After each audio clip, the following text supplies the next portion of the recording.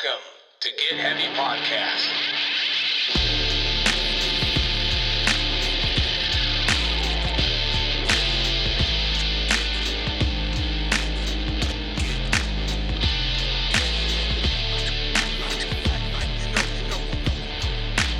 With your host, Craig Casamas and Big J Curran.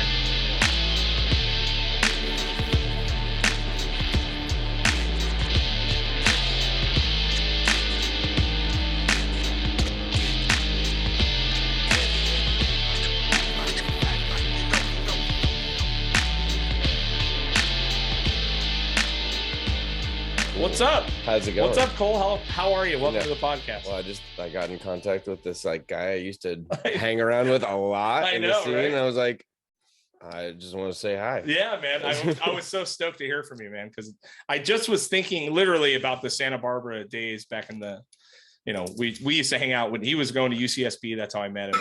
Okay.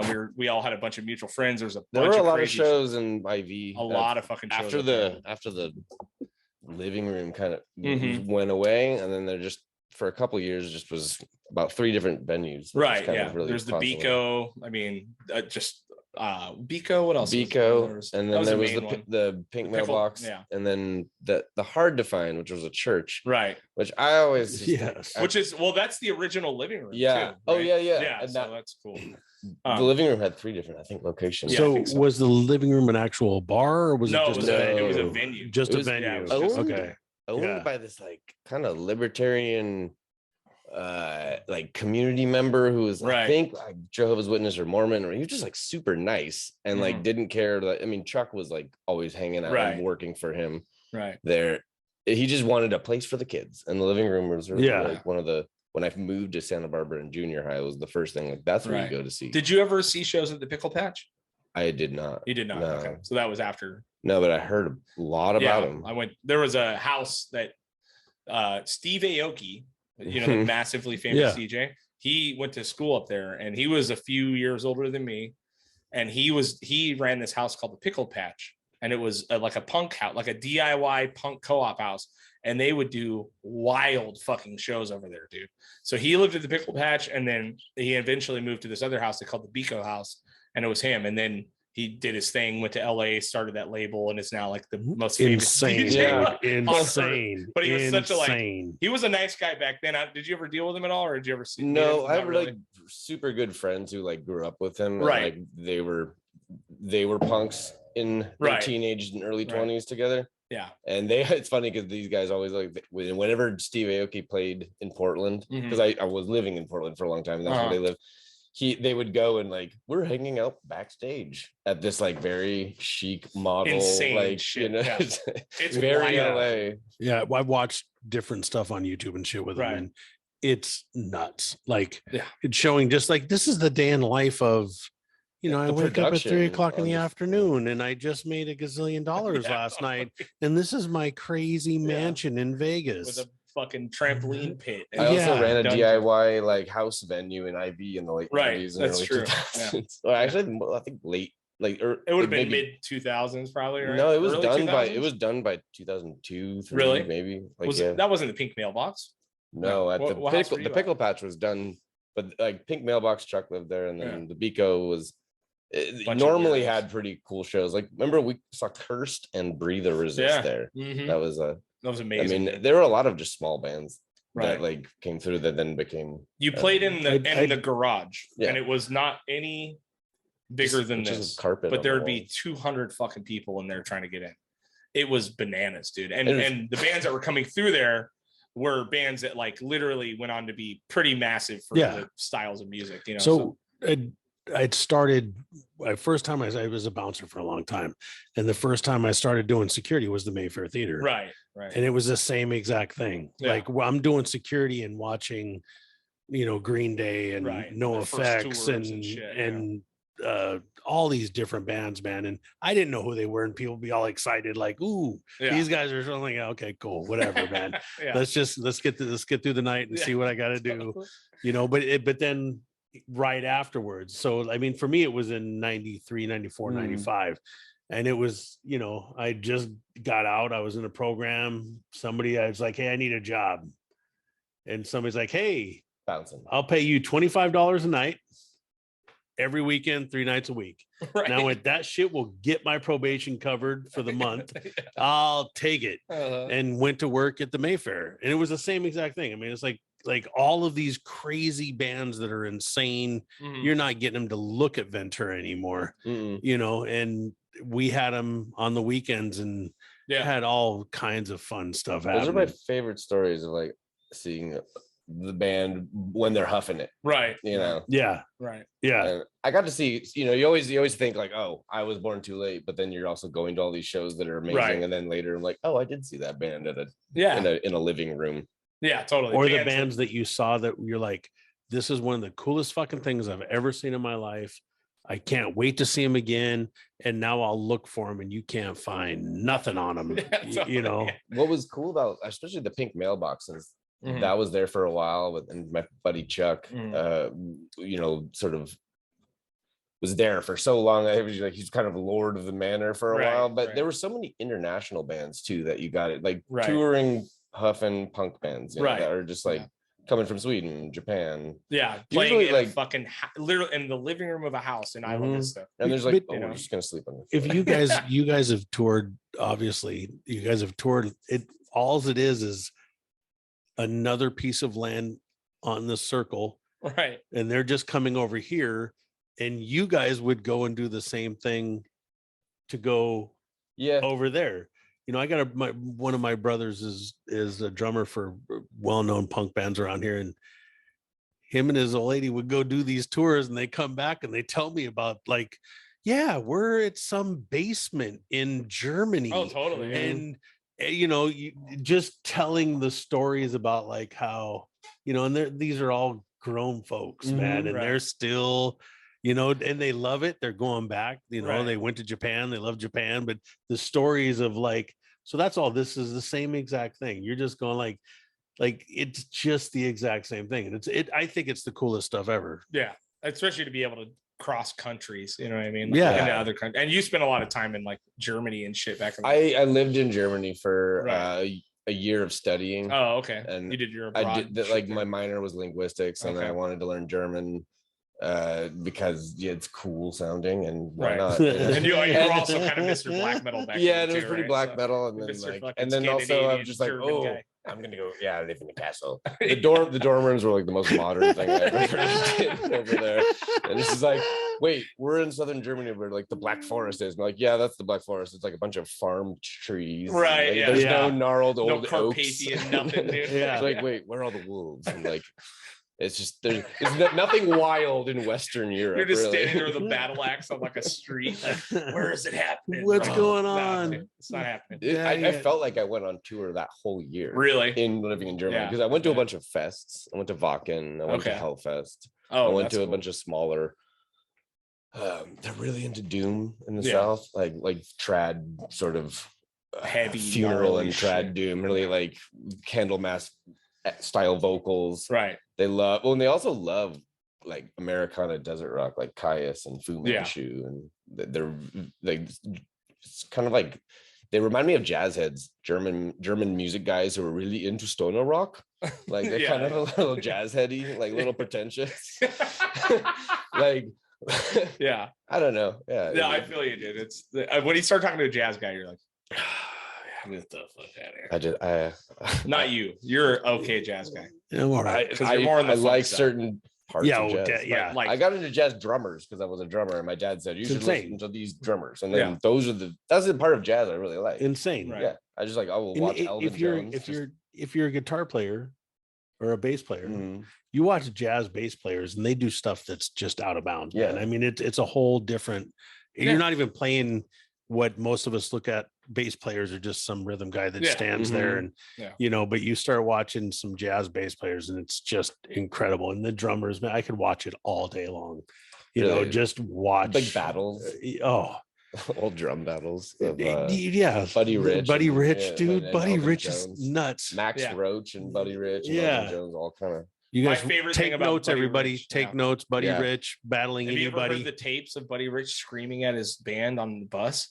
No, it's incredible. Dude. Cigarette in hand. Yeah, have you ever heard him? I've heard him on recordings live, where he's just like, you can tell he's kind of like a little sauced, and he's just like fired up. Oh, dude, I will find it for us after this podcast. I'll try to splice it in, if we can. But it's him ripping his guy's ass on the fucking bus. Like someone recorded it. He's like, "You dumb motherfuckers! You don't like it here? Get the fuck off my bus!" He's just screaming at him, dude. Like next level fucking screaming. It used to go around at DW all the time when I worked there. We would just send it to each other. You'd just be sitting, but it is like an ass ripping like only an old man could give. You know what I mean? Like, and he's not playing either. Like James Brown level ass ripping. But I mean, those guys, I think that's what they came from, and that's what they know. And everybody that was there was like, better step my game up if I want to keep my job. Yeah, right. Exactly. Oh, he didn't give a fuck. He was firing everybody. Yeah. Like, dude, I mean, just like all of those guys in that era. Having been on tour and when I was younger and kind of a little bit more impressionable or opinionated or whatever, it's like, but you kind of wish sometimes it was that brutal. Because you just like, why did you wander off? Like, why are you drunk? Yeah, you know, like, and that was me too. Mess. That was like, I would have been kicked out of all the bands if anyone had standards. Like watching everybody trying to, you know, sometimes just corral everybody together, and have watched it for years and years and years. I'm like, I can't.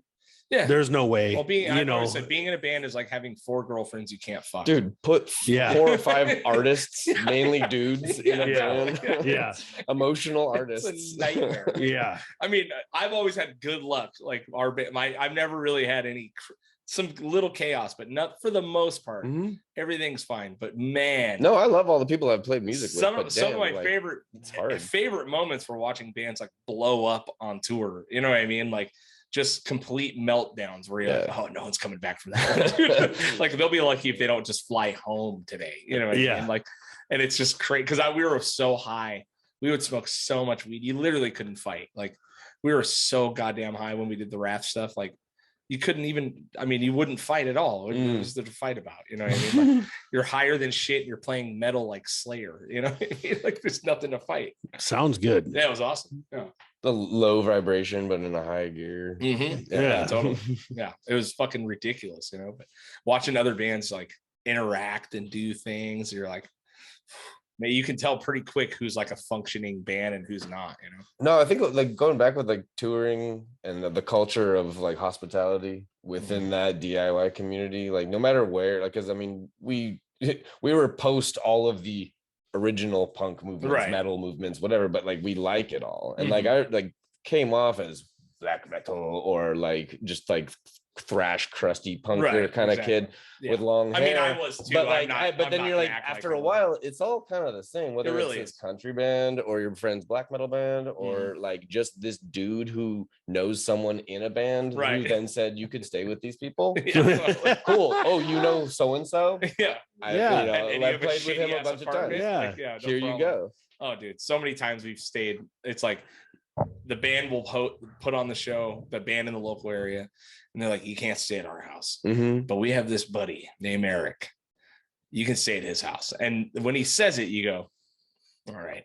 You know, you know exactly like what it is. Like, dude, but that's such a mixed bag. That's a roll of the dice, because sometimes you're like, what? This is awesome. Sometimes it's incredible, and sometimes you're like, I'm sleeping in a trash heap, dude. Like, and then you're fighting for the van, like to sleep in the van. Like, you're like, no, I'm taking the van tonight. It's my turn. Fuck you, dude. Like, there's cat shit on the couch. There's fucking, you know, you're just like, get the fuck out of here, man. This is brutal. Day fucking 26 in a tour, and I have to sleep on a couch that has cat shit in it, dude. Wow, yeah. Fuck, you know. I hear you guys' stories, and I've never. And not only never have I would lose my shit on everybody. I'd be like, where's your mom? I'm sleeping with her. This is not happening right now. Fuck that. I'm not sleeping in cat shit. You guys know we're not. You don't sleep in it, but you just look at the couch and go, this is the option. Yeah. No, and I hear the stories and I love listening to them, but it blows my mind, you know? Yeah. No, normally, like, I don't know. Especially in Germany's got also a kind of a hospitality to it. They really do. They take care of people. Where I wound up get this, after a Saxon and Motorhead show, which Motorhead like headlines, and they headline in arenas in Germany. Right. I think I was telling you when you were like, I was like, and whereas here, like Motorhead will get about 500 people or 400 people at the Ventura Theater. Yeah. They're like tens of thousands of people at Stuttgart. And then their next one is Munich, 3 hours away. And then there's another again. Yeah. Like Motorhead could have just like toured Germany if they just wanted to, because they will just come out. Yeah. So I just was like on the S-Bahn, the streetcar. Lost my friend, got drunk when I was like, I'm going over here, and then just lost him. And I can't really remember anything other than it was amazing. Until then I got on the train, kind of come to, and I see these guys with like pretty cool cuts on, like with their vests and like black metal bands. I'm like, whoa, these guys are cool. Yeah. And like they got bullet belts. And so then I'm like, not like, I was very forward, and I just was always really like, I'm gonna speak German with you. It got better. My German's pretty good at the end because I worked in a bar. Right. But at first I was just no fear, conjugation, everything. They were like, where are you from? Oh, dude, like, what the fuck? But that's how you get. Yeah. You know what I mean? You want to learn Spanish, go to Mexico. Yeah, exactly. Right. And I don't know, get drunk and try to talk with people. Yeah. I don't do that anymore. So Germans are like, I just have to like really concentrate on everything I'm speaking when I'm speaking with someone. But anyway, these guys are like, who are you? I'm like, I'm an American. Let's hang out. And then drank on the train like for like another 2 hours. We had to get back to their place. We got to their place and then partied continuously. And I think it was a really cool night. Then I woke up in this like room with a bunch of like upside down crosses and chains hanging from the wall. And like they were very stereotypical metal heads. Yeah. They're really fun. But then I was like, oh yeah, no, I'm just sleeping on a couch with another guy on another couch, and then Motorhead, Saxon, all that. Yeah. Totally. Anyway, but it's just that happened a lot. I'm just like, hey, who are you? Like, who's this guy? He's crazy. Like, and then we just hang out. Yeah. And then bye, because Germans are also really cool about just like, no, that's cool. We had fun. Bye. No contact. Yeah, like, for sure. They don't care. Nice night, dude. Yeah. Sounds awesome. Yeah, they was more so in the north, like in the northern like cities, they're like really forward and like want to get to know each other, and then like just bye. Yeah. Whereas in the south, it's a little bit more like it takes a while for you to get in touch. Yeah, whatever. Yeah. Anyway. Yeah, that's wild, man. And so when you moved back, so I remember you were in Isla Vista. You moved. Did you move to Portland first, or did you move to Germany? No. How did it work? So, yeah. Had you already been to Germany when I met you? It's like, I first moved to Portland after being here. Right. I went to like Asia for about 5 months while Amy was finishing her what is it? Bachelor's. That's right. And then we moved up to Portland. And then after I came back, then we broke up after 3 years. I moved to Germany. Came back from Germany and then was living in Portland, and then that's when I started really just doing band after band after band with people, because it was after coming back and being like, oh, Cole's back, and then you're a drummer, right? Yeah. And then it just kind of started doing like that, and then I was just everyone's drummer for a bit. Right. Well, Portland's very like cross-contaminated, incestual. Yeah. So there were not at all. For certain genres, like it was like basically one dude got asked to do all of that kind of who can do blasts the fastest. Yeah, totally. You're the fucking blast master. No, I did vocals and drums in this black metal band that I was in for a long time. Gruden. All right. I was jamming that today. It's very like atmospheric. Yeah. Kind of fucking. And that's Eric, who is also from Santa Barbara. He was in Uphill Battle. The first incarnation of Uphill Battle. Okay, yeah, Eric. When Graham was in it. Right. So Eric, he moved up to Portland right before I moved to Germany. This talking 2008, 2009. Right. And then after I came back, he was like, well, I want to play music with you. So we started playing music. Yeah. And so we were in that one, and then Heavy Voodoo, which was a like kind of biker rock. Yeah, it was very. Yeah, I jammed a bunch of fun, like because we were all punks and we all wanted to like play fast, but like not punk fast, but groovy. Yeah. Sure. What'd you do in that band? I played drums in that band as well, and I did all the like obnoxious bright colored artwork, especially for punks. I was like, dude, I'm using highlighters on everything. Yeah, because you're a fucking badass artist too, man. I'll show you the poster he did for his shop later. Yeah. He's always been an incredible fucking artist too, you know. Just how prolific, it doesn't matter, but like I was like now being a little bit more clear headed and just kind of like being able to and not with an art studio, because I'm just working on my like tablet at the moment, right? Or my iPad thing, the square thing that does the art thing, thing. Yeah, there you go. So because I haven't had a lot of room to spread out and make a mess, right? So like having that, and I was so tech phobic for so long, right? Yeah, but did you do a lot of painting or a drawing? Is it a combination of everything? Ink, pen and ink, and paint, and yeah. In Germany, I took a couple of watercolor classes, because before then I would have been watercolor. Taking watercolor classes, but they were actually really mind expanding, man. Yeah, like just like not working with just a line all the time, black, and you're having to work with like shapes that then kind of form amorphously on them. Right. When did you? I mean, have you always been into drawing and art? Yeah, the creation. I was always drawing like all sorts of scenes of battle. Right. Like I could, my mom could show you back, and like this is basically a line and like a bunch of guys just and like fighting. And they would all be from like different movies I watched. Like these are Napoleonic Wars, because it's like these are guys in this era. And I really liked that whole thing. Right, like, these are soldiers from this era. These are soldiers from this era. And then like that kind of like history wise, I was like, all right, well then clothing, fashion. You got deep into it. Yeah. Well, I because he's the one. Remember, I sent you a screenshot of my buddy talking shit about us not knowing shit about history. It was funny. It was him. It was about the because like me and him were just assholes, like saying words.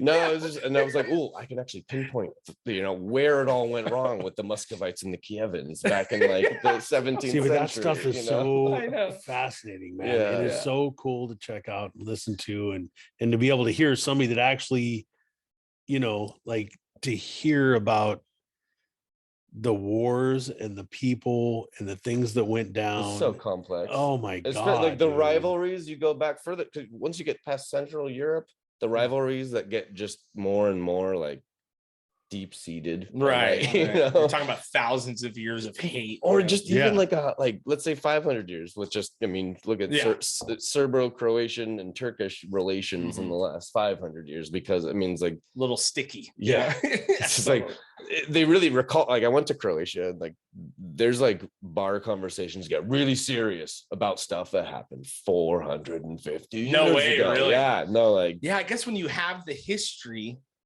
you know what I mean, you take it very fucking seriously, because we're just, I mean, we're talking about it. It's like we're like fucking 400 years in, you know what I mean, like, and we're still fighting about slavery, like you know what I mean, and it's like, fucking let it go. But meanwhile, in Croatia, these guys are gonna throw blows over a war. The longer, I mean, the longer the sort of cultures have been next to each other, like just the more intricate like it gets, their rivalries and hatreds and bonds too. What's your take? Listen to my dad, and my dad's a little Irishman, and say something to him about the English. And oh my God, fuck them limey pricks. They can all fucking burn in hell. Like, and it just immediately goes to a dark, angry place. Don't get my grandpa involved. It just immediately turns. But he's very clear about what that's the thing. It's very clear. Like, oh no, well, no hard feelings, but we hate them. Like, and then I worked in an English pub and out here, and we'd do like soccer at 6 o'clock in the morning, and I was a bartender, and so they'd have me come in early, and it was for the guy that I worked for was a soccer player from Manchester, and so we would have all these guys come in, and you would hear them talk shit about the Irish, and then the same thing about like, and I'm just like, hey man, y'all can go fuck yourself. It was crazy. It was wild, like finding my Americanness over there, because I was like so European centric with my like history and like medieval and pre-medieval, and I was like, oh wow, like I do have a lot more of like just being able to see things on a brighter spectrum with when you're kind of locked into a culture, right. And there's nothing wrong with that. And I work with 2 Italian chefs who are like very opinionated and very Italian, but it's like, and they do what they do really well, but it's hard to see it any other way, because that culture is so strong. Especially Italian culture. It's just like it's like you are so incredibly like that talk about like sort of friendly smile, hateful rivalries, like they are shit, but it's okay.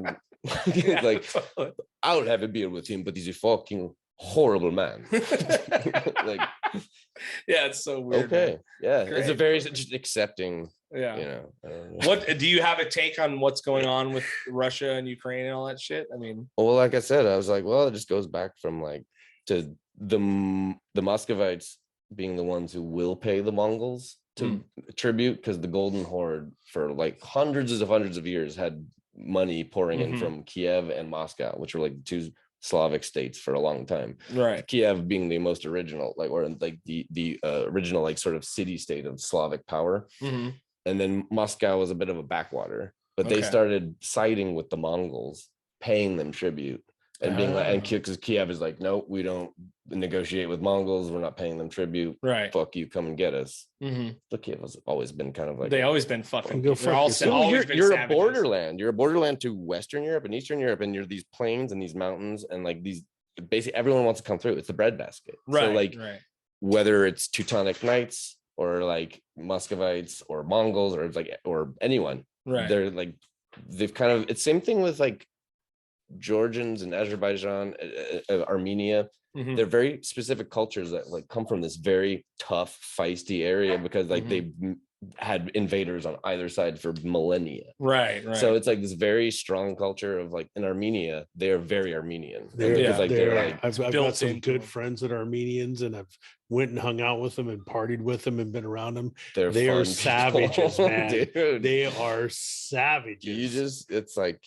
You just have to kind of like, it's almost like, yeah, they're like kind of a 1%er country. They're all just like really on, like full. Just like at Maestro's in Hollywood, and one of the, I mean, it's like, it's a spot like all these famous people go, and we go down there with them, and it's like you said, it's kind of the 1%er thing. You know, you got this little fat Armenian dude that looks like a troll, but he's got his mouth and nose buried in his black girl's their ancestry and over like the bar. That fight that they have in them is goes insane. Back. Just goes so it's so.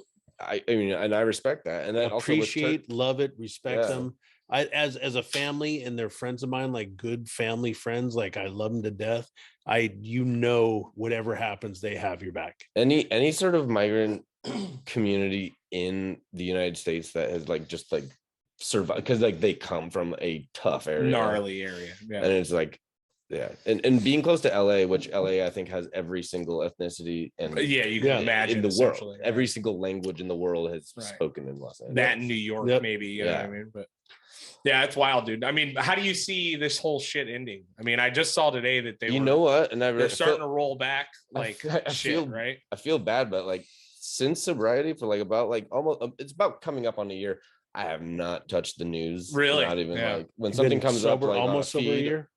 I've been like 16 years sober, 16 months. Sorry, 16 months. I was sober. like, damn, bro. And the same year, I decided to quit smoking cigarettes. Wow. And fuck it. I didn't do it. Do it right. Fuck you and fuck you. Yeah. Addiction. Yeah. That's what addicts do, though. Yeah. You know what I mean? Like that's what they do. Smoke. My dad has 27 years or 28 years, man. And sober?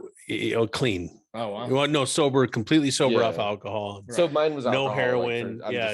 No heroin and stuff. But he had like 12 or 13 teeth pulled.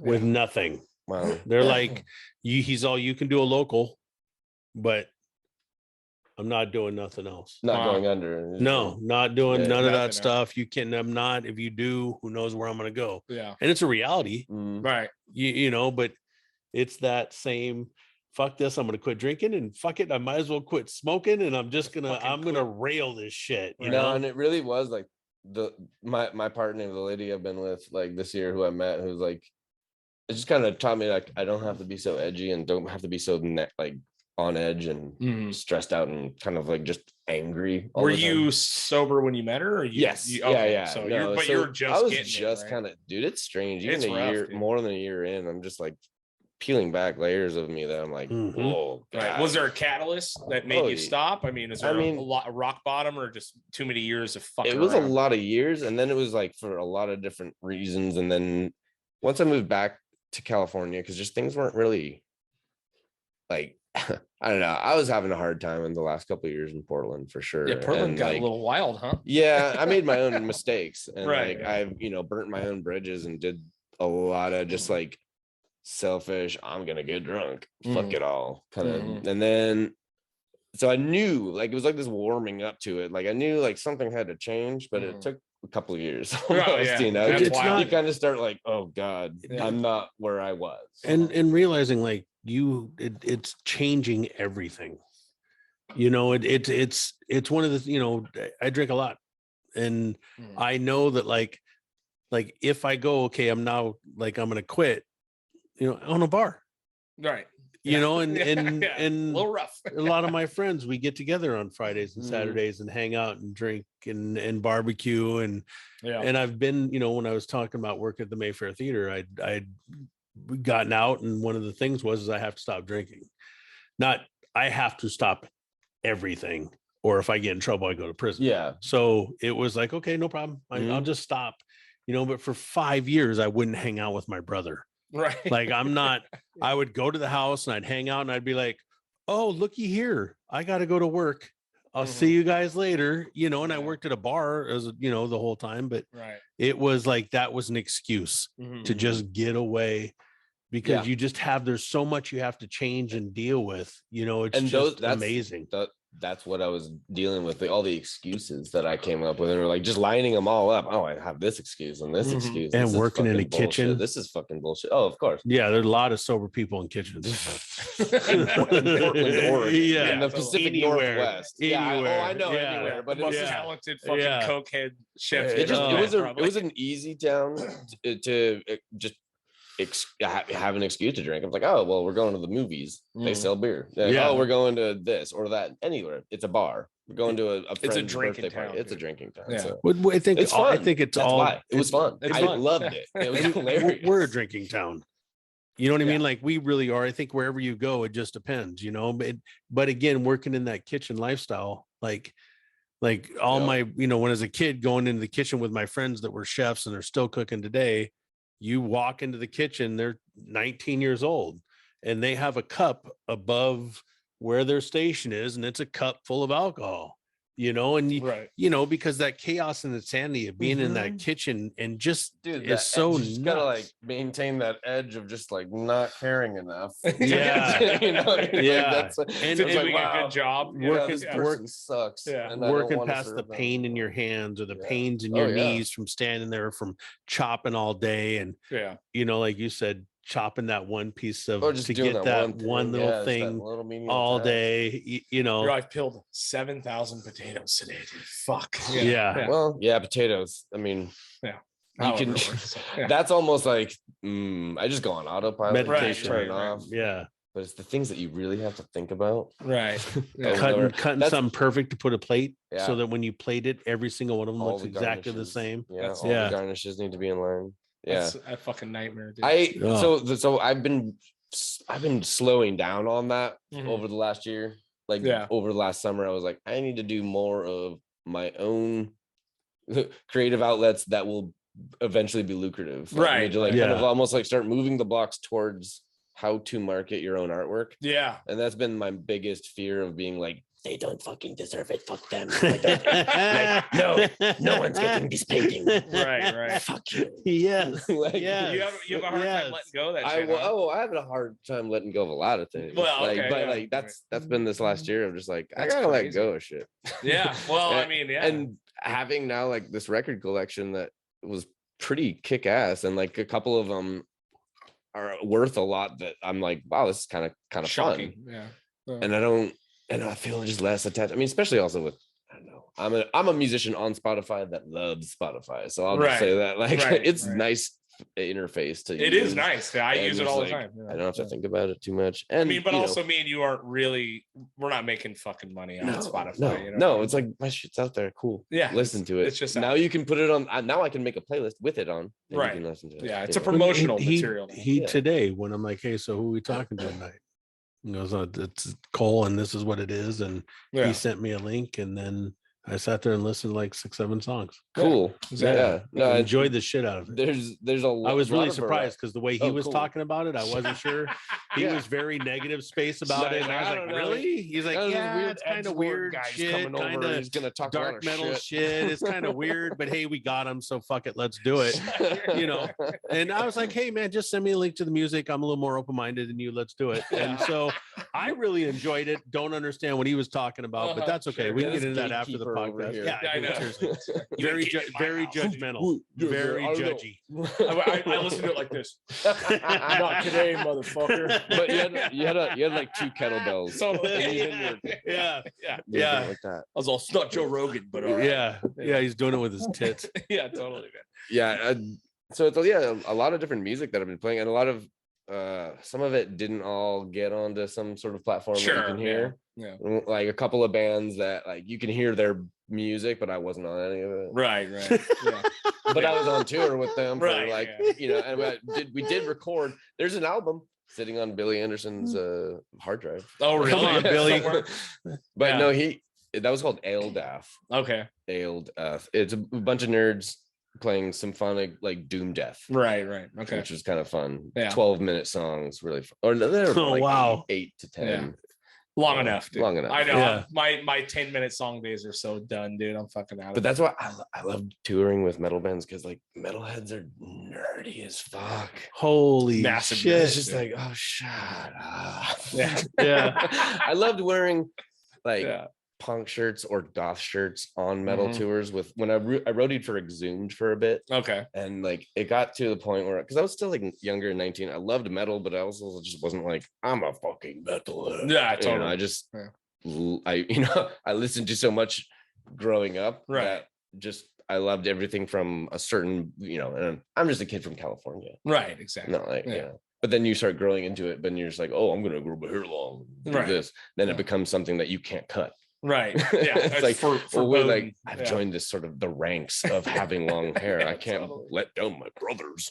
Yeah. And that was the drinking too, for sure. Oh, for that sure. Was like, gotta be the fun alcoholic like metalhead who wants to rage all the time. Yeah, like there's not enough of those. No, you know what I mean? We don't have but they are. I mean, metalheads are so nerdy, dude. Also, I mean, anyone that they're the most dedicated fan. Me and John C. Would argue about it all the time. Like I'm like, metalheads are because I always called the Wrath a metal band. He called us a punk band, and we were like a crossover. Yeah, you know but that's Ventura. But like he couldn't accept it. I'm like, dude, we want to be a metal band. They're way better. They're way better fans. Look, you know what I mean? as somebody that didn't have anything to do with you or John back in the days, and I'm not into punk at all. Right. And I haven't been, never have been. Everybody knows that. I'm not shy about it at all. All of them are my friends, and I love all of you guys to death. I just don't like your music. I heard the Wrath, and I was like, fuck yeah. Yeah. This is metal. Dude. Yeah. No, like, it was there metal was to me. no At that point, I hadn't seen you in a couple of years when I heard that first one. And it put a smile on my face, because it was like at first I'm like, all right, this is definitely Craig. It's all and then it just goes into this like so good, dude. DB, it's so like good. stoner heaviness. Yeah. But yeah, that's I always joked with John. I was like, dude, we want metal fans. They're way better. They buy everything. They buy more. They spend money. They fucking follow you forever. They show up. I said, punk fans are shit. They're dog shit. Dude. Like, I mean, I'm obviously kidding, but kind of not. But really, are you? You know what I mean? No. But are you? As far as supporting, like, not one metalhead ever has come up to me and asked me to get in the show for free. No. Never, dude. You know what I mean? Like, punk kids, bro, can I fucking get some change? Metalheads are like, roll their eyes at the prices of your merch on tour. Yeah. Like, dude. And it wasn't even now, but like, have you seen gas prices? Anyway, I know, it's like anywhere. The last 20 years of gas prices. It's insane, dude. Yeah, but I mean, I always joked with John. I was like, dude, we don't want to be a punk band. We should be a metal band. Yeah. You know? I think there was a point in which, because in high school I went to go see Slayer and Pantera and Cannibal Corpse in bigger places. Right. And then I would also start going to DIY shows in people's living rooms and basements. And like there was an element where I like started digging, this new thing. But like after a while, I'm like, no, I much rather see a band actually like in a big like arena, a big venue, just to hear. Yeah, I don't know that. It makes sense. I understand. Yeah. Or I want to be someone playing in these. In this, I want to. That after a while of like playing small like DIY venues. You're just like, ugh, yeah, everything's breaking. Sounds horrible. Yeah. It's like why am I clearing out a rug and a bottles while I'm putting down my drum? Yeah. They're like, watch out for the cat litter box, dude. Dude, I remember loading out, I love the guys at this house and all the guys in Salem, Oregon. It was called Burial Grounds, and it was like these black metal dudes, and like they also had a funeral doom band called Hell. And it was just really quite good. But their house was this old rickety Victorian, and we played in the basement, and the entrance from the outside was blocked, so you had to go in through and then down. Oh Jesus. And then there was always a party, of course, and they all have like a bunch of dried sage and like mugwort hanging from the walls, and there's like animal skulls and furs and a fuckload of open candles, and a bunch of swaying like kids, dudes and kids. And it was actually pretty young, like the Salem crowd, and it was a house, so like all the young kids go to houses, they're not going to not a lot of all ages venues up in Portland. Anyway, but just loading through and people like tipping over and like candles. It was just like all these people are gonna die. Everyone's gonna die. Death in this house. Like I don't want to. This is the most stressful load in. Dude, we played. I think Salem may have been one of the first, amongst a few of them, but one of the first crank towns I ever heard of. Like it was the first town where I wasn't even in. I'm 53. I wasn't even in junior high. Maybe I may have been in junior high, and I remember going because I was raised in Washington. Oh, okay, yeah. And we were going to, I don't know if we were going to Portland or wherever we were going, but I just remember hearing them talk about Salem and speed. Dude, Salem's like this stay away from, like, that's a speed town. In Salem is where all the penitentiaries, the state hospital, the asylum, and then there's a lot of correctional facilities in Salem, and it's where all the heads of, it's like always capitals. They're like kind of like they're always the Sacramento. That's awesome. I've spent literally 6 hours in Sacramento total. You know what dude, I mean? I was fortunate to like roadie for a couple of Exhumed and Impaled shows in Sacramento. In the early 2000s, Sacramento had a very fun, interesting. Wow, no, I would say fun as in like if you like hanging outside of a Kmart at midnight. Right. Yeah, that's what I imagine. Yeah. Totally, but it was an interesting place. Yeah, it is. We got put up in a motel there, and it was like my first like fridge beer in a motel, underage drinking. All excited. Oh yeah, super happy. So what's going on with the new band, dude? Rival Cults. Right? Yeah, tell us what's up. So that, as you know, is Audie and Casey, who were both both being in Uphill Battle, who I kind of first roadied. That was my first band experience in high school, where I was like, hey, I like your band, let me sell t-shirts for you. And Jay, you don't know who they are, but they were Uphill Battle was like, in our era, they were the first, like, and they were very gnarly, like metal. They got signed to Relapse Records, which was a major fucking deal. They're like one of our first bands in this area, the Ventura County, Santa Barbara area, that got like fucking big, like, and everyone was stoked for him. Danny Walker was in it. Capra, Jeff Capra, a bunch of fucking people, but Graham was in it. Yeah, and Graham was in it back in the day, the guy from Annihilation Time. But it was like when they got signed by Relapse, which was the same guys that broke Mastodon, same guys that broke fucking all the other massive metal bands. It was such a big deal to everyone. We were so fucking stoked for them, So, that was right when I kind of discovered them, when they came out with the first one on Relapse, with all their demo songs that redone, like ripped off face. So Uphill Battle. They're called Uphill Battle. Yeah, it's kind of like they were really influenced by like Cave In and Dissection, and it's very screechy, gnarly metal and hardcore. Discharge. There's a lot of like punk beats, because Danny Walker was just like a computer of beats that he just could do flawlessly. Well, we played with Danny when he was in Destroy Babylon back in the day. My old bands would play with him, and it was incredible. And Graham was in teens, being able to do that. It was at 15. What he was doing was unreal on drums. You know what I mean? And even now, at fucking 40 years old, what he's doing is unreal. On drums. He's got a metronome that's never stopped. It's crazy, dude. It's insane.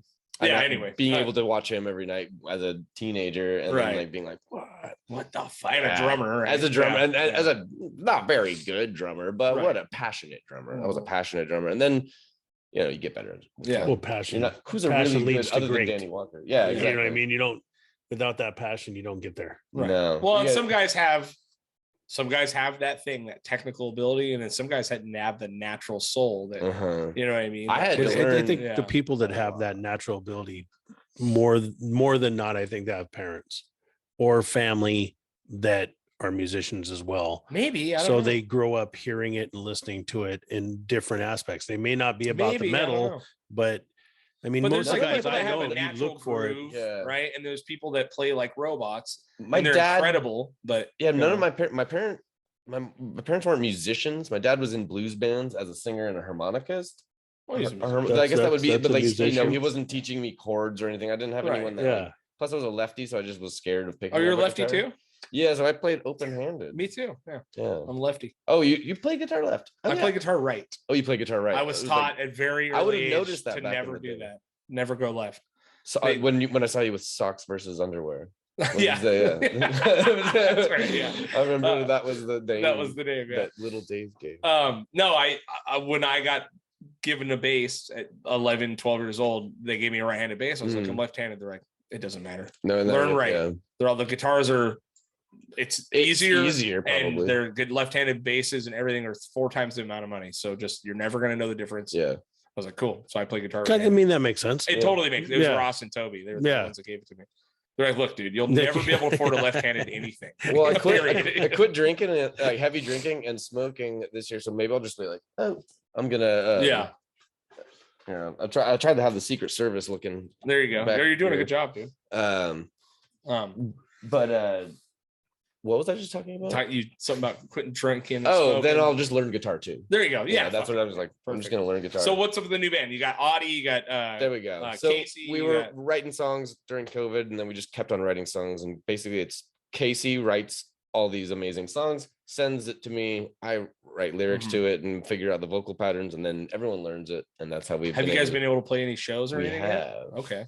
The last one we played was in October at a coffee shop in Goleta. Okay. But we started playing places down on State Street when COVID was opening back up and people wanted to it was easy to book a show then because they were just dying for anything really. You booked and like, no, do you want to play this place? Totally. Cool. It's a new band. We've never, we have played in front of anyone ever. Right. Yeah. That's awesome. Band. So what's you're singing for that band? I am because I'm done setting up drums for you're over it. Yeah. We have a great drummer. His name's Ricky. Cool. And then we kind of figured we'd find the rhythm section once we write enough songs and we can teach them to someone. So then last year started practicing all as a band, played a couple shows over the summer, and then we wrote and record.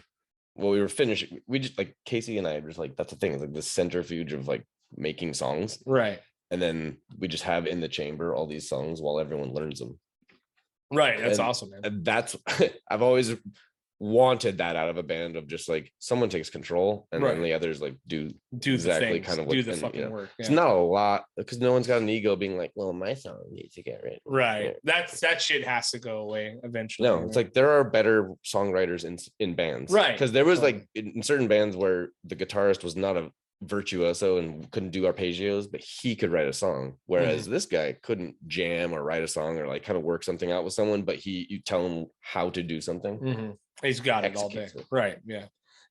Respecting it's just so much easier when I like hierarchy. You don't have So I'm a fan of like the hierarchy, the chain of command and hierarchies, and people know what they do on this operation. No surprises by anybody. No, you're not an individual. You're not. Well, and as a band, you're not an individual piece, a part of a greater machine. Yeah, but so you guys you're playing with Nerf Herder this. Yeah. When this pod comes out, it'll be this Friday, this coming Friday. Yeah, the 1st, April 1st. April 1st. So you never know. Oh, okay. No, well. It's this Friday. Yes. Oh, fuck. Okay. Yeah. All right. Got it. So it's Either way. I hope you had a great time. For the record, the show was awesome. I mean, I loved it, dude. First time I've ever seen any of the bands. It was incredible. Hold on one second. I have to go play the show. Yeah, Totally. Oh, it was great. We'll splice in some live footage from it. Take some. But the tunes are very. I listened to the stuff you sent me. It's very like death rocky kind of fucking. Yeah. It's in the vibe of fucking. It's definitely not like Nerf Herder. No, it's sure as shit not like Army of Freshmen. No, so it's gonna be really fun. Yeah, I think opening up, just kind of like, because it's still pop oriented songs, verse, chorus, bridge, verse, and and it's fun. Right. I love not playing metal. I love not playing like punk and like having to be a certain way. It's just like, because we have songs that sound like the Stooges and songs that sound like, or like Catatonia. And songs that sound like The Cure. Yeah, that's the one that was going through my head. It's just like, but like the things that are influenced, like some of the newer ones are super Thin Lizzy and late 70s heavy metal influence. Love, but it's still goth rock, right? Right. But it's kind of mean, like heavy metal, right? That's good, man. I'm stoked. I can't wait to hear it. Are you guys? And you guys recorded a bunch of new shit, right? Yeah, and I totally missed I was so like packed in my head of what I was going to be doing this week, and I totally forgot to record vocals this morning. Sorry, Audie. There you go. Oh, I'm sure he'll be real cool about it. Yeah, no, I already like, he already had that text conversation. Yeah, and I was like, yeah, man. Something about not enough hours in the day, dude. Serious, it really is. I really love waking up early now. Yeah. Oh God. Oh, I bet. It's my favorite. Strange. But what's your sleeping in now? Like 7:30? Like on our days off, like I'm like I have to be like checking things by 8:30 in bed. Right. Yeah. If I'm not, if it's like rounding, nice. If it's coming up to 9, I'm like on a on my ladies' day off, I guess. Right. Because I'm like, I was like just get up and start doing stuff. Yeah, man. I feel if I sleep till 9 o'clock, which hasn't happened in 20 fucking years. I feel like I wasted the whole day. You know what I mean? Like I feel like I lost it. My hours used to be so vampiric. Right, I'm sure. And just half of the waking day is like, ugh. Yeah. And then the other half is, yeah, like, and then you're like not in the sun. You know what I mean? Like that shit does something to you, dude. Seriously, like the Pacific Northwest does make you kind of paler if you're an alcoholic, and you have those hours. Like you just become translucent. Not living there. Yeah, it is not happening. And after growing up there and being there and spending the first part of my life there, when people are like, hey, I'm moving to Seattle, or I'm moving to Oregon, or I'm moving to here, I'm moving to there, I'm like, bye-bye. See you in 6 months. No, because you ain't coming back. Oh no. Good luck coming back, man. Once you get up there, try to afford to come back. Try to find a place. And that was my fun, crazy move. Like, I'm moving back to California as it's burning. Right. Totally. Yeah. Oh yeah. Everyone's heading north. I'm like, straight into it. Yeah. And there's a pandemic. Fuck yeah. Let's do it, man. But so now you're back. You're not in Solvang, but you're in that area, which is a weird area to grow up in. Parents for a while, like, and then I had to get sober, and then I moved out for a bit, and that situation was really fucked, and so I had to get out of there. So it's just like it's fun hustling, but it's not right. But now you've opened your own little control it. You've opened your own little pop-up shop now, dude, which is pretty cool, dude. Yeah, I mean, an actual storefront that you can walk. Where's that at? In Solvang. There's an existing skate shop that this guy opened during the pandemic. Signal Skate Shop. Yeah. Okay. And he's been selling e-bikes and skateboards and putting together skateboards and making it's a skate shop. He's killing it. I mean, more or less. If he's selling e-bikes, all you gotta do is sell e-bikes. That's what kill it. The rest of it's fun. That's where he's making his money. Yeah, I mean, they're it's ridiculous. Yeah. Everybody that's 60 plus, all of them have gotten e-bikes now. Oh, for the amount of people have come in since I've only been there for a month, and I'm just in there on days when I can. I would be in there like pricing or working on some artwork, answering questions, selling things. But he gets so many people coming in there. I'm like, like the e-bikes, how do those work? Can I, what's the best one? It's like everyone's like panic buying. Right. Yeah. Well, it's good. Afraid and like going. You just need to go like and he's push just him over to the vinyl. Yeah, exactly. Remember these? Take this back to your bunker. I have this human skull. You want to check it out? Dude, I've been wishing like to find a good deal on a human skull. Yeah, they're all just kind of at that same price range. Are they? I'm just like, right at unaffordable. I mean, not that unaffordable, but just not what I want to spend $1,000 on. Isn't it surprising? It's like you could just literally buy a human skull, dude. Like no problem. Yeah, they're usually from medical facilities and those, if they're older ones, they all came from like Cambodia. Oh, really? Like Southeast Asia. Yeah. Skeleton. You can just buy skeletons from India, just like, straight from there. Yeah. Well, they got a lot of motherfuckers over there, dude. Dying, dude. Just dying all day. I bet COVID. You would assume there'd be like a surplus of dead bodies. Just dead bodies. Yeah, everywhere. I thought it was going to be like the everywhere, like Western Europe during the plague. Yeah. Totally, man. There was a bit. I mean, when I was still drinking, there was a bit where I was just like, this could get really bleak. Yeah, no, totally, man. It felt like it for a good 6 months, and after that, I was like, okay. That's why I had to like really like. There were some dark moments that I was just like, sobriety is going to be probably better in the future. Yeah. Like, do you ever see yourself drinking or doing anything again, or not now? No, really. You're just done. Like, you did it all. I have like, yeah, exactly. Like I know that the negative memories and thoughts I have of like, oh yeah, that's how it made me feel. Like it's enough to the point now that I'm like, I love root beer too much. Right, there you go. And like red vines. Root beer is delicious. Yeah. Seriously, root beer and red vines. Yeah, that's awesome, man. That's my like flavor pairing these days. There you go. That's not bad. Actually. Not bad at all. No. But I know you're doing the swap meet shit too, right? So yeah, like, so kind of it's funny because Noel and I have linked up during me coming back and being sober, and him having his like recovery story with his like episode with his heart. Yeah, full blown heart. And we bonded on that, and then he was doing vending, and I was like, well, I kind of have that in line to like almost start. I was like, I have these records I wanted to start like moving. So now you're just collecting fucking awesome shit. And I already have like a bunch of stuff that like I don't need anymore. Right. But it's really cool, and I want someone to have it. Right. I also want money. Yeah. So you really did let go of the it's precious thing, right? Is that is that especially with especially like artwork, fucking shit like that? You know what I mean? Yeah, because I want someone to like, because I didn't appreciate it. It was hard for me to like really appreciate anything I was creating for a long time, and it was hard for me to like kind of like, yeah, cool, I like that, but I was just so like, no, you can't have it. I don't like it. It was like what I created is not good enough, so I'm not gonna. And that I was suffering as a musician too. Like I felt like I couldn't play very well after a while. I was just like, man, I'm sluggish. So it just all of it, it's like, just a base in all of it came through. It was like, man, I need to flip it around. Yeah. And you feel like you're good now and you can let go of shit. Yeah, like especially after cigarettes, dude. I swear I wanted to fucking burn the world down. Really? In like a month or 2 months in, it was the hardest. I was like, whoa, these are usually feelings I have where I just go straight to tequila. I'm just like, I want to get drunk. My old man's been chewing my whole life, right? Like the fucking Copenhagen, and he guts it too. He doesn't spit. He's he's a savage, dude. But that motherfucker quit drinking and chewing in like the same week one day.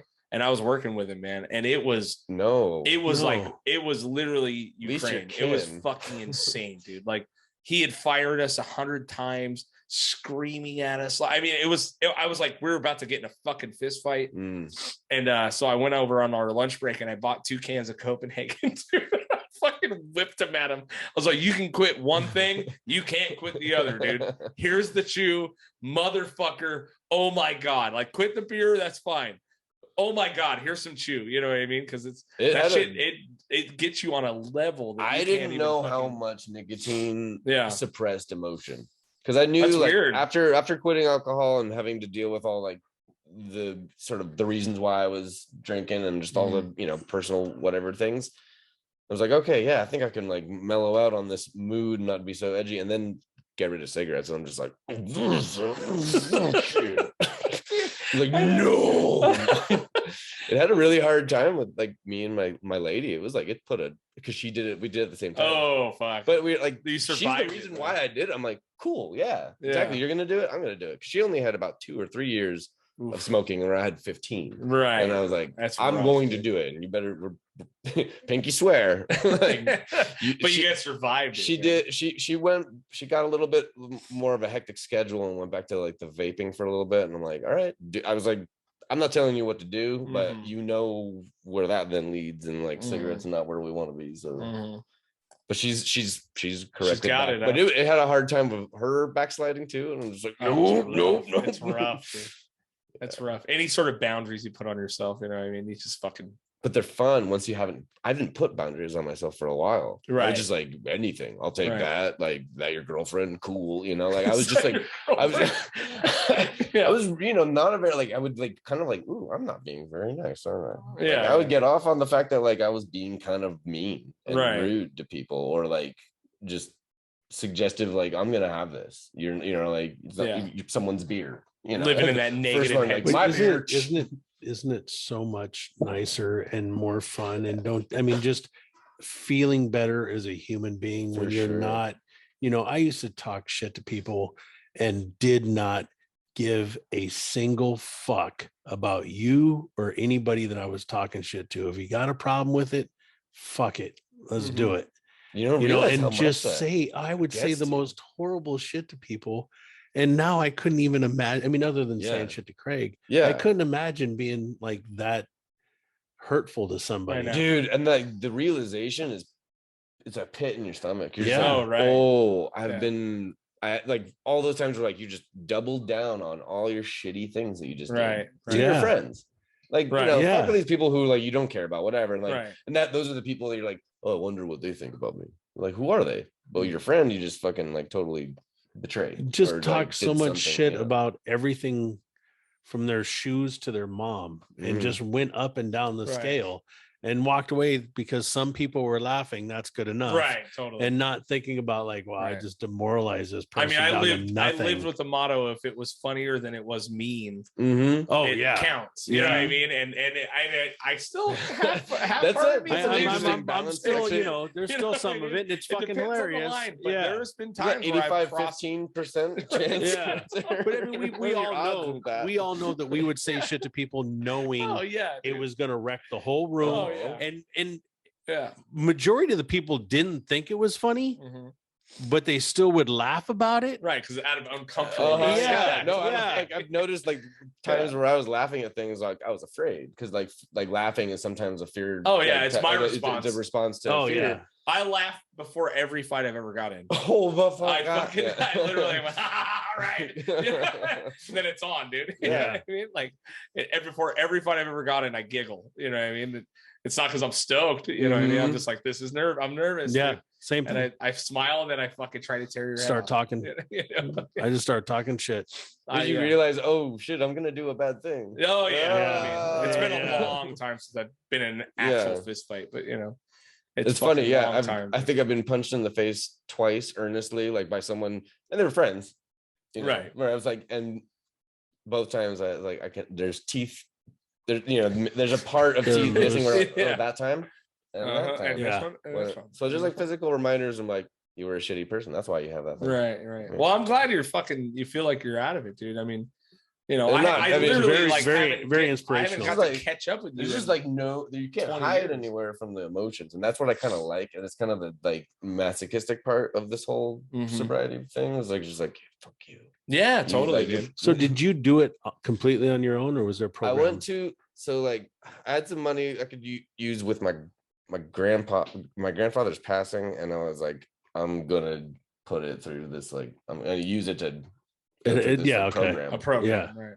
It was like a month long, and it was, you go there on your own volition. Like you're not there. It's not but it's a good start to get you going. And it was a bit hippy dippy, but then it had enough structure and like actual like trauma recovery work that I was like, okay, so this is not just like rub your back, kind of like make you feel better, like feel your feelings. Like this is like, because I really wanted to get rid of a lot of the anger and hatred that I had, and I knew it wasn't necessary, and I knew that alcohol was like keeping those all in the shadows. So. The biggest thing about all that stuff is the trauma recovery work, and realizing why this is why. Well, we're told not to, like, you're not traumatized, anything like. The thing is that there are, no matter what, like there's people who have some fucking trauma, and then there's people who have been traumatized, but like it's a slow impact of like a bunch of things, little like, even, and especially after getting in a couple of like wrecks in a car or getting hit, or like when I was on a bicycle,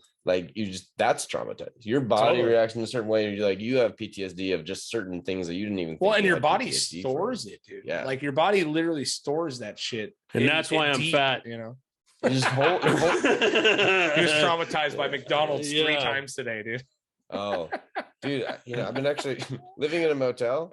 Oh yeah, I've had some McDonald's fries recently. Hell yeah, dude. Yeah. Oh, I haven't had that in a while. Yeah, they're delicious. They're fucking amazing. Yeah, they're good, dude. They are really good. Yeah. There's something in them. Oh yeah, you feel like shit as soon as you eat them, but eating them, whatever super sodium they use. Yeah, incredible. Great job. I'm into it. Yeah, well, I'm fucking stoked for you, man. I mean, it's we haven't caught up in so long. Yeah, it's so been you kind literally years. You saw like me at I think the last time I hung out with you was when you were up in Portland. Yes. You and Rosie came up in like 2007. Right.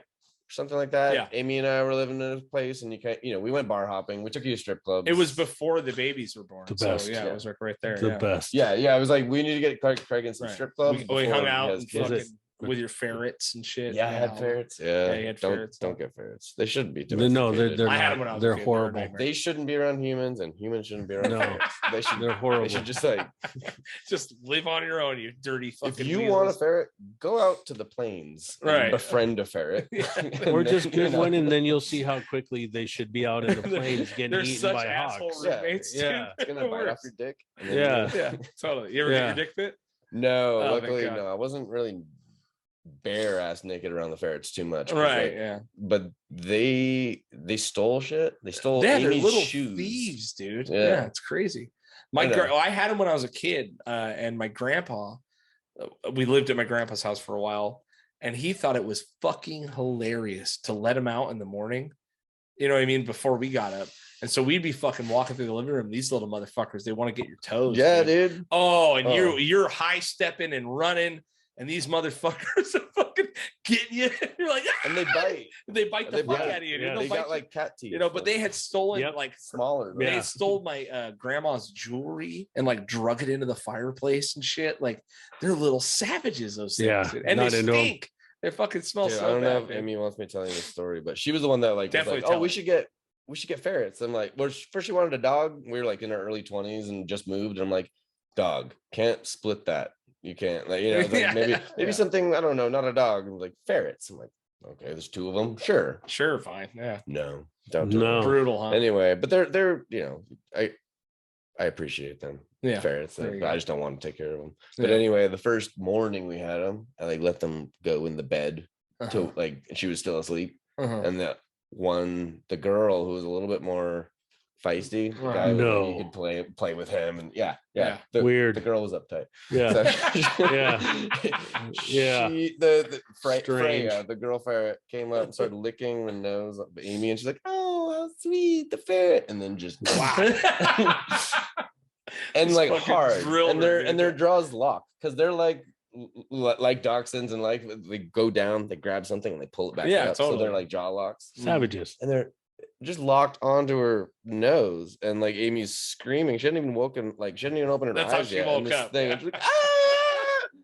And then I started like flicking the ferret's face. So like you hit a pit bull in the face to get it undone, but like you flick a ferret in the face, and I'm like, God damn it, get off her nose! It's like pry a ferret off of Amy's nose. My God, and it was bleeding. And it was her nose.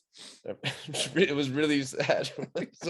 You should have fucking stuck your finger in that ferret's butthole, dude. Yes, that's what you're supposed to do with dogs.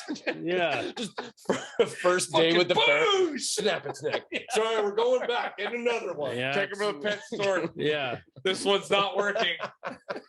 Clack. Yeah. Skin it real fast. I've never seen anybody flick the nose of a pit bull and it stops biting either. I think the whole doesn't work. I got lockjawed by a pit bull in my hand, and I punched it in the face about 100 times, and it didn't let go. No. And you got to jam your fingers in their buttholes. Yeah, that's really it. I just go there before they even bite me. Just start off with that conversation, get it out of the way. I was walking a friend's dog in Forest Park in Portland, and it was a pit bull that lived with us. Sweet dog, little neurotic, but like sweet one. And this other dog without a leash comes running down the forest, and it's a little terrier, tiny little thing, assholes, and totally locks onto Mancho, the dog's front leg, and like gets in between the tendons, like just right on his like elbow. And I was like holding the dog, and then my friend came around and like started punching this dog. Yeah. And I was trying to pry its mouth, and as he punched, tiny dog. His head is this big. Crazy. Could not let go of it. And this bigger, more scary looking pit bull, like, was just like, oh, like, get him off. Yeah, that's wild. I really, really hope that the owner showed up and the story ends up with we beat his ass. They were walking their mom's dog. I don't care. Yeah. I get so tired of people walking their dogs with no leash. And then we walked and like we yelled at them, walked back up the trail. We weren't like we were like, we're not continuing on with a wounded dog. So. Right. Yeah. And that was a while ago. I was like, pit bull fight, also trauma. Part of that trauma stayed with me. There you go. Like trying to like get a dog from killing another dog. Yeah, I've been in that situation a billion times. Growing up in the desert, that shit. I didn't have a lot of dogs. Oh, dude, I lost a lot of dogs, dude. I have so many dogs. I have so many fucking dogs in my past that were just like gone. You know, you're like, fuck. Desert dogs. They just disappeared, dude. You know. Go hang out with coyotes. Yeah. Where can everyone find your shit, dude? Let's sell some of your artwork. Yeah, buy some records. I'm really trying. That's another part of like this brain that I'm like trying to unlock the one of like how to market and be positive about just exposure and getting things out there. And this is part of it. Welcome. It is. Thank you. Yeah. It's like, what are we gonna talk about? I'm like, well, because I'm famous, Craig. Like people know who I am. Totally. 711 followers. That's right, dude. So I'm my welcome to Instagram. our world. I know, right? Yeah. The Instagram is my pen name, Barrington Invictus. And then I haven't made one for the Blue-Eyed Horse is like the name of like that I've conceptualized for like the vintage and record resale and all that stuff. It's a good one. Like records, relics, and art. I think that's what that was my tagline. So I have a website and I'm so tech fucking dumb that like I'm just like it's stressing me out and like calling people. Dude, just get rid of it. But I'm straight to Instagram. I know. That's it. It's just gonna be Instagram. Instagram and but I paid for a domain. And Black Twitter. Cool. Instagram and Black Twitter. Black Twitter for sure. But gotta go to Black Twitter. I never was on Twitter. I don't want to even enter them. I don't know where Black Twitter will take me. Great places. Lots of meditation. Cool. You know, healthy vegan food. Right. You know, a lot of serenity prayer. Yeah, exactly. Namaste. So, Namaste, motherfucker. I'm not namaste on this couch. Namaste the night tonight.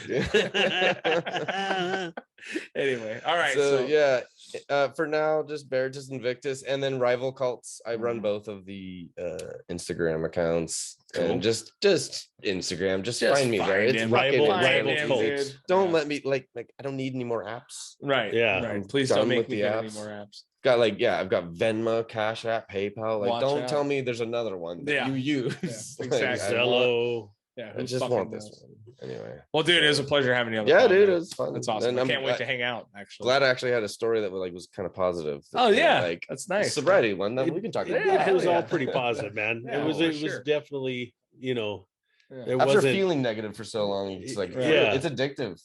I actually was waiting for it to come out like the whole time, and I'm pretty surprised it didn't. What's that? The negativity. That me and you never didn't get along, but you were always a pretty negative spiky guy. one. Yeah, you were a spiky one. No, but I always wanted to have a fun card. I always wanted to have a fun time, but I didn't really care if anyone got hurt. Right.